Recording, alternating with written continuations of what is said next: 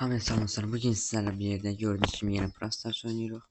Brawl Stars'ta hamının çok sevdiği, hamının eğer oynadığı Piper karakterini açacak bugün. Gördüğünüz gibi sadece 5 kredi kaldı. Bir elmas verip açmayacağım. Buradan dükkanımıza gelək. Hızlıdan 100 kredimizi alaq. Ve Piper'ımıza hayırlı uğurlu olsun deyirik. Baxıq görək biz de oynayabildik. Yeni gizemli savaş açırıq. Buradan kesinlikle ben Cin'i seçerim. Cin'i çok hoş geldi çünkü aşamalı modunda oynadım Cin'le. Bayağı bir hoşuma geldi yani.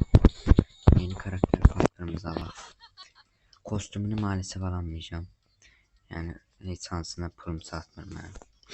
Neyse şimdilik bir oynayaq. Biriktirip Piper'a da kostüm almaya çalışacağım. Yükseldi. Hisseliyək. 7 eləyək. Bəs şimdilik məncə. Aksesuar da ihtiyaçını alma hesaplaşmada falan oynamaq olar. Özümü gene koruyabilirim bu aksesuarla. 7'li indirik bence bəsdir. Hızlı map seçim. Onun için de sizde like atıp kanalıma da abone olsanız çok sevinirim. Bu mapler buradan oynuyor yoksa buradan 3-3 oynuyor. Oyna dedik. Bakar görək. İşten bot verməsin sevinirim. Buna inanmıram. Eğer bir bot verir. Bilmiyorum diyetten bottu. Ama olsun. Yine dediğim her şey var. Şu an çok az oynadım. İnanılmaz artık.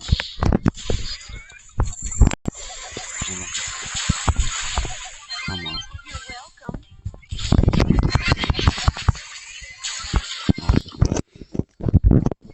Hələ ki ömrümdə ilk dəfə Piper'la oynayıb deyə bilərəm. Ya da uzun zamanlar oynamıram ondan.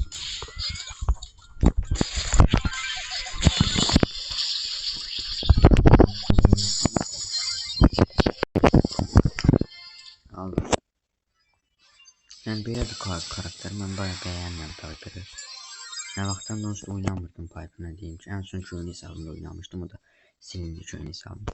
Ve video bu kadardı. Piper aldım. Piper'da Minkpay kasacağım. Her şey Minkpay kastığım karakter Clancy'd ama olsun kasacağım. Videosunu da atmaya çalışacağım. Videoyu like atıp kanalıma da abone olmayı unutmayın. Canım videoda görüşene dek. Bye.